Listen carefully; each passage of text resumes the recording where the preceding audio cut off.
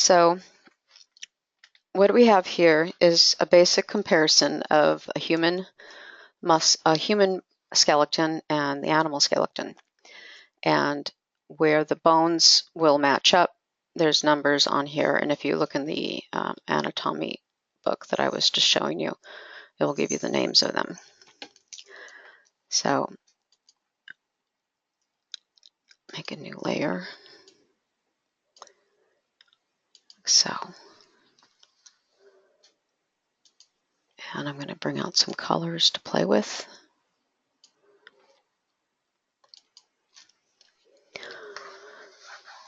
Here we have the skull, which is obviously, whoops, not that one, not yet. Come on, why won't you get bigger? There we go, all right. And I'm going to make this layer as a color layer.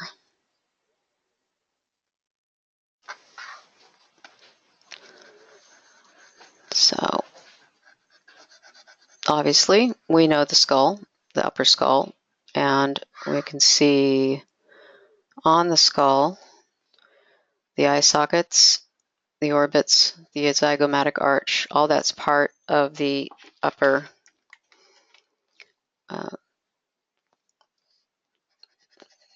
blend it all together to make it kind of an orangey thing, the zygomatic arch.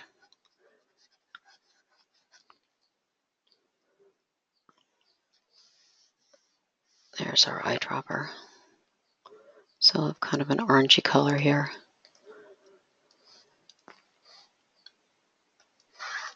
Here we have the skull, very small. The orbit, now notice the orbit of the horse faces pretty round to us, whereas the orbit on the human is elliptical or to the side, so that human's eyes see this way, whereas the horse's eyes see more like out, all around this way. Here's the zygomatic arch, which is the cheekbone. Same with here, is the cheekbone. The upper maxilla, which is the upper part of the skull, is the same. There's an opening for the nasal cavity, just like we have here. Then, whoops, I just want this to be bigger. Yes, that's what we want. Here is the mandible, which on the human is about this big, whereas on the horse, you can see, is quite significantly larger, but still jawbone, still a mandible. This is supposed to be a color layer. Hey, no, not saturation, color. Oh, that's not showing up very well. All right, we'll turn that to normal. And what I'm going to do, this is a little trick. So I'm actually going to put the color layers underneath the other layers and then turn these upper layers into multiply layers. That way they will show up as black. I'm also going to lock them so I don't accidentally draw on them or move them. Okay. Right. So now I can draw underneath the layer. Vertebrae. 12 vertebrae. I'm sorry, what am I saying? I'm recording this too. Great. 7 cervical vertebrae in every mammal, from horse to giraffe to mouse to human.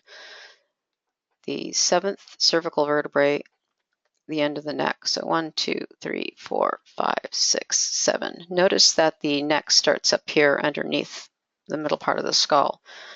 We have 1, 2, 3, 4, 5, 6. I miscounted 7. That's not a vertebrae. 1, 2, 3, 4, 5, 6, 7. And a little nudge up like that. So there's 7 vertebrae.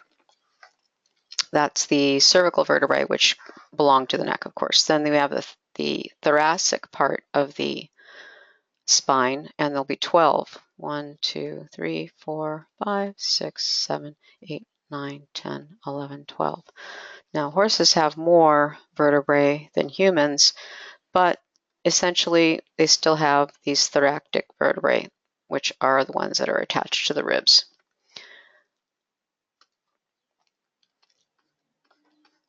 The rib bones, this little bend you see in the rib bones is actually where the bone part ends and the cartilage starts. We have that on humans too. The bone ends right about there. The first 5 vertebrae first 5 ribs are true ribs. They attach directly to the sternum, and the last 5 attach to each other to the 6th rib, so they're false ribs and floating ribs. Now, I have not studied how many ribs that the horses have, but their sternum also is not the full length of the body or of the rib cage, but of just partial right there. So we have a sternum here and we have a sternum here.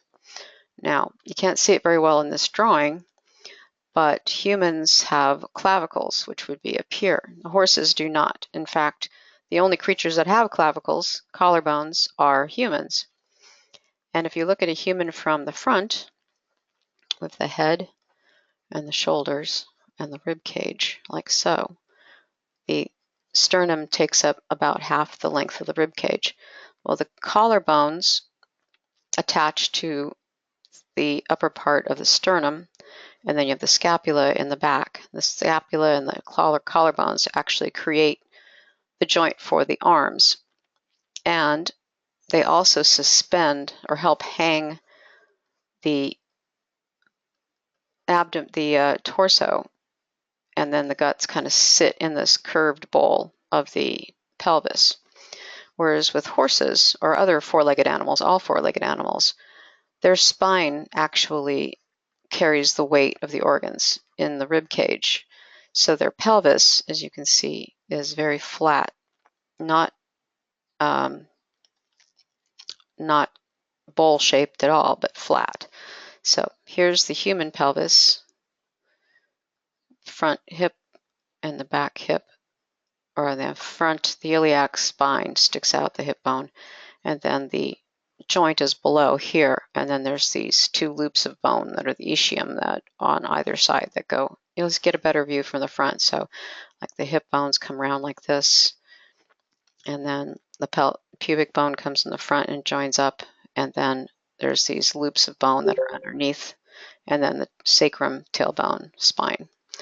Lower part of the spine, there's 5 lumbar vertebrae, very thick and very heavy, and they turn into the coccyx and the tailbone. Horses or other four-legged animals have a few more bones, and they do not fuse up into a lump, but turn into a tail. And their hip bone is more shaped like a horseshoe, believe it or not, sort of like this, instead of being more like this. So there's their ischium, the hip socket. This is the iliac crest, I'm sorry, and this is the ischium here, these little loops out here, and then the hip socket. So femur, the head of the femur, a bit of a bend in it, and the great trochanter, which sticks out here, which is where a lot of muscles attach to, and then the full length of the femur, which in the human is the longest and strongest bone in the body, and it has 2 little knobs, not little knobs, 2 big knobs at the bottom. With the horse, it's much shorter, but still very thick. It still has an out-sticking of bone here where muscles attach, and it still has a bit of a curve. Now we've got the patella, the kneecap. Let's make that a bright green. Here's the patella, and here is what's left of the patella on the horse. Then we have the tibia, which is the long bone, the shin bone, thicker bone of the lower leg, and then the fibula, which is the smaller bone on the outside of the lower leg. One side makes the one ankle, one bone makes the outside ankle, and the tibia makes the inside ankle. On the horse, the tibia, here's the tibia, it's flat on top, comes down here. The fibula is fused, however. It's not separate like ours is, but it's still there. That's still the fibula. All right.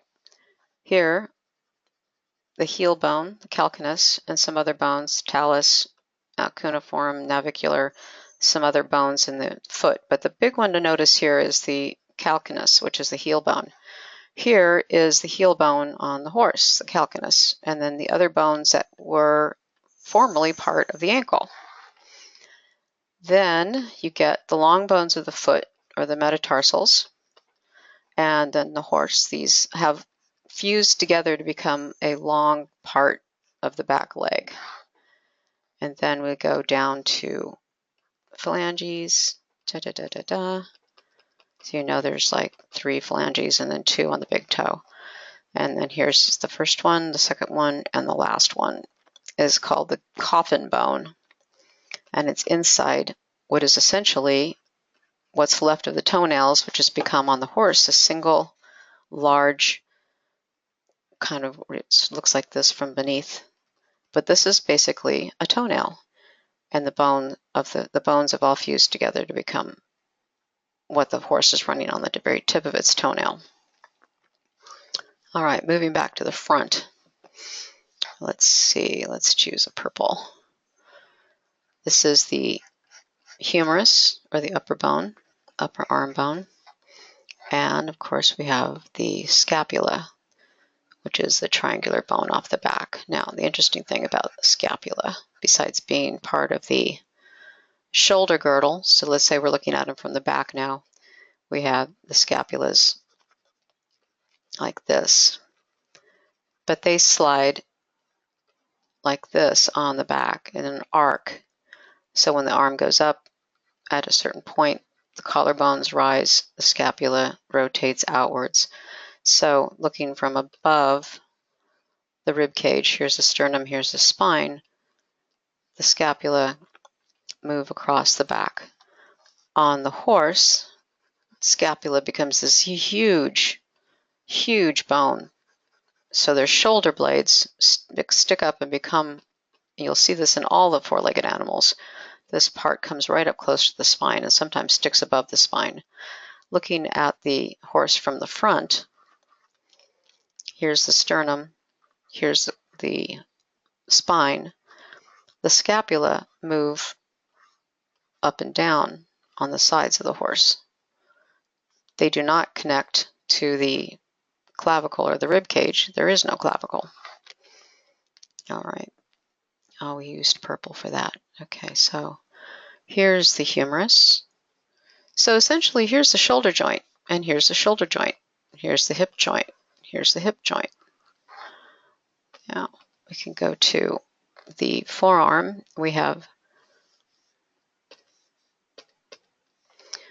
the radius, which is actually backwards on this drawing. This drawing is wrong because the radius goes to the thumb and the ulna goes to the pinky.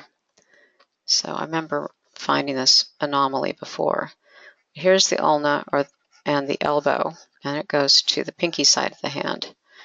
And the radius, which has a rotator on it and rotates around the ulna, goes to the thumb side of the hand. So we're going to see the radius is on the inside here, and the ulna is on the outside there.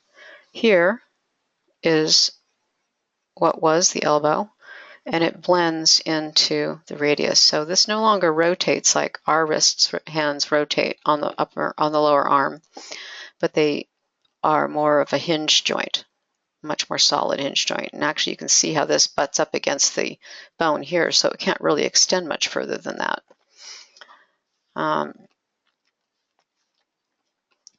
So that is the forearm up here. This is the upper arm, and then this is the lower arm. They have different names on horses, but the bones remain have a very similar name. We have 8 bones in our wrist, carpal bones.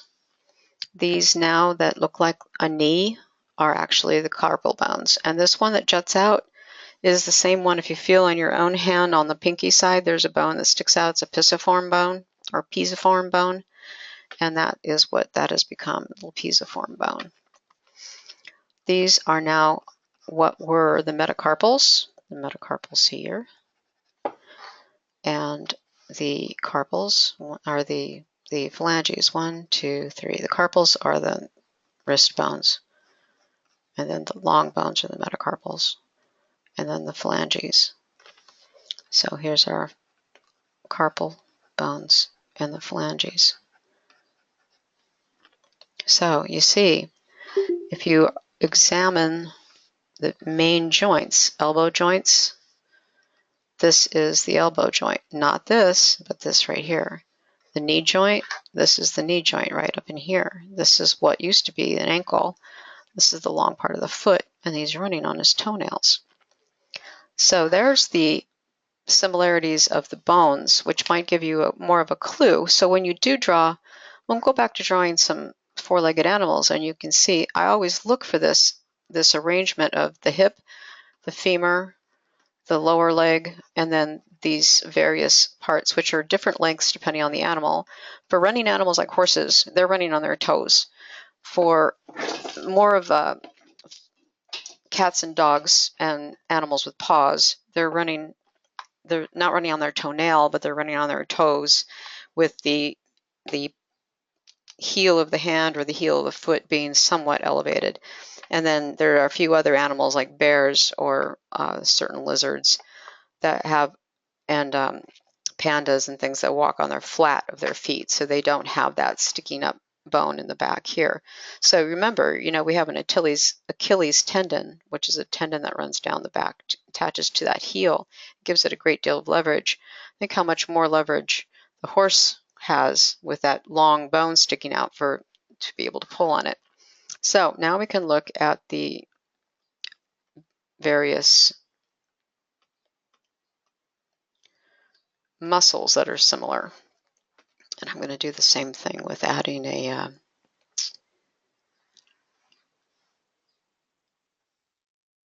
layer underneath, and then turning these guys to multiply so that they'll sit on top of the image here.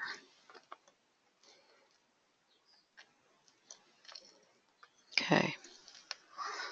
So similarity in muscles, we'll find that humans have a bit more, well, they certainly have more muscles in their face for expression and whatnot, but the big major ones are still there. So we have a masseter, which is the one that pulls the jaw shut. Here's the masseter on the horse. Huge.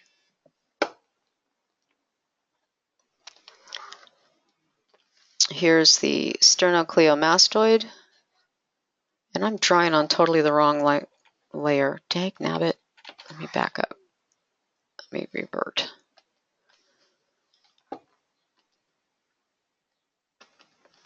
I just drew on the wrong layer. That was so bad. I don't like to hurt my files that way.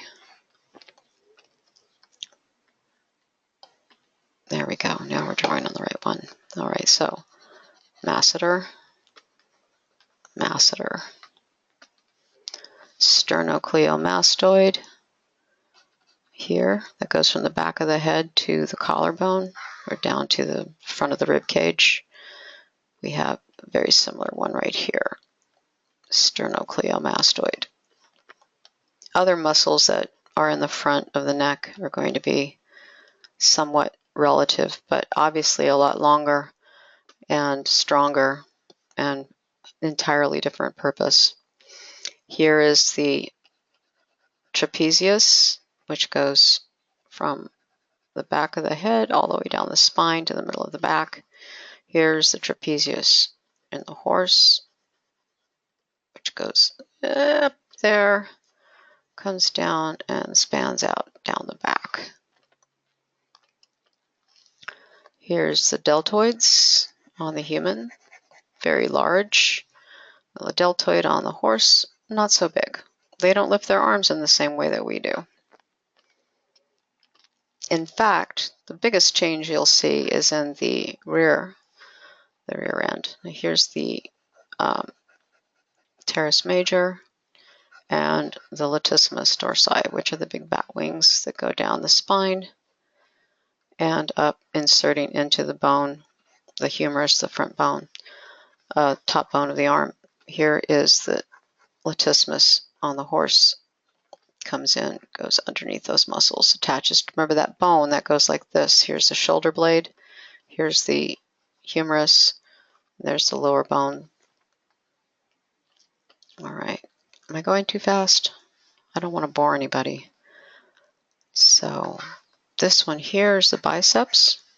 And this is all that's left of the biceps on the horse, because they don't really flex their arms the same way that we do. That's right. Barely in there.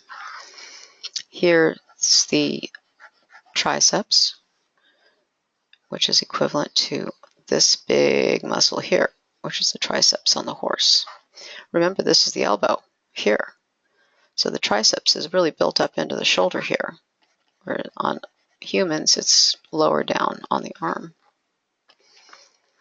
Then we get into muscles that have really changed and become more complex or different function because of evolution. But you can see that even the bottom of the leg here, or what used to be the hand, is just a lot of tendons, which is what we've gotten here, just a lot of tendons. The muscles come down from the elbow and they all break down into tendons and then splay out.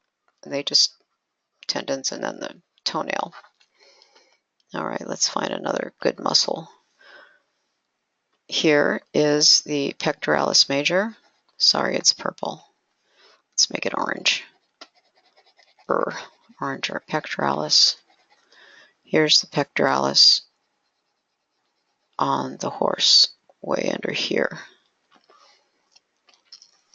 This would be the external obliques, which go up the side around the hip bone. Here's the external obliques on the horse. All still interwoven with the serratus, which you can see coming down here. Here's our serratus right here. Here's the horse's serratus right there. So it takes up a lot more real estate. Then you'll get other, they have abdominals, but they're different because they don't flex, the stomach doesn't flex. They don't have to hold their torso upright. So those muscles aren't as important, and mostly what they have to do is hold up the gut. Okay, so here is the gluteus maximus on the human, medius. This is the medius, this is the maximus, and this is the gluteus maximus on the horse.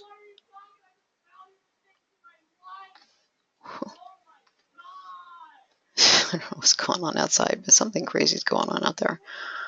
Okay, so hamstrings, the semitendinosus, semimembranosus, I can't pronounce it very well, sorry, and the biceps femoris on the back here. You'll get those muscles going along here. So when animals attack to try to take down a four-legged creature, a wolf attacks, they want to hamstring it, they'll hit them right here, right above, right at that joint. Let's see.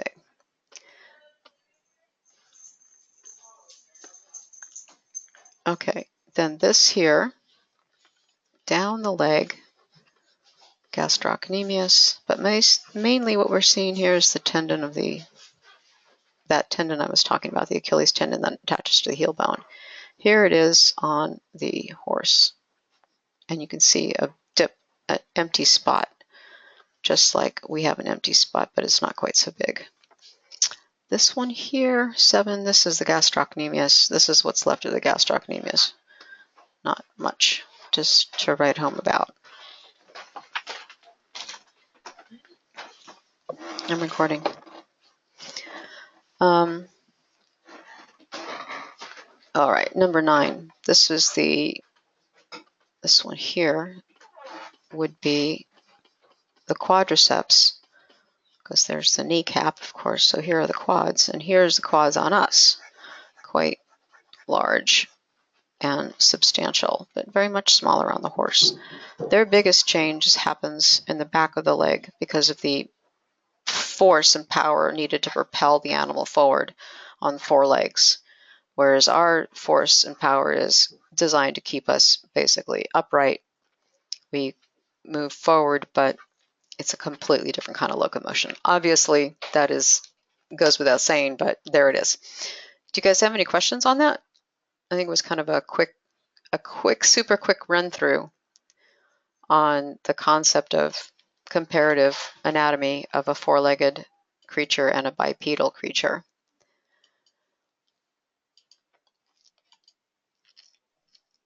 Any questions? Oh, I don't have my chat window open. I'm sorry. Let me look and see. How does the head of the femur affect the anatomy? Okay. The head of the femur on the horse compared to the human?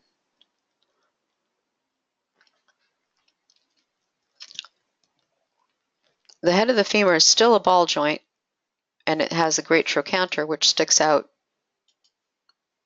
to the side like this, and where a lot of muscles attach.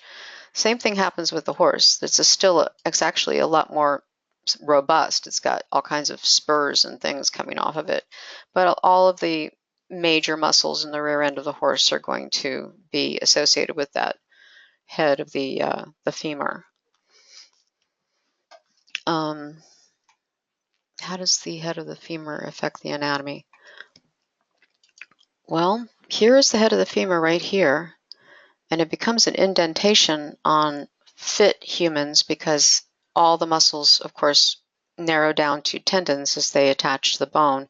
So there's an impression or an indentation for most people where that bone is. And if there's more muscle or more fat around the bone, it may become almost like a dimple. But generally, a layer of fat can cover over that femur and it can almost disappear. Does that answer your question? Okay. I'm going to pause the recording for a second if you were to draw. Okay. Let me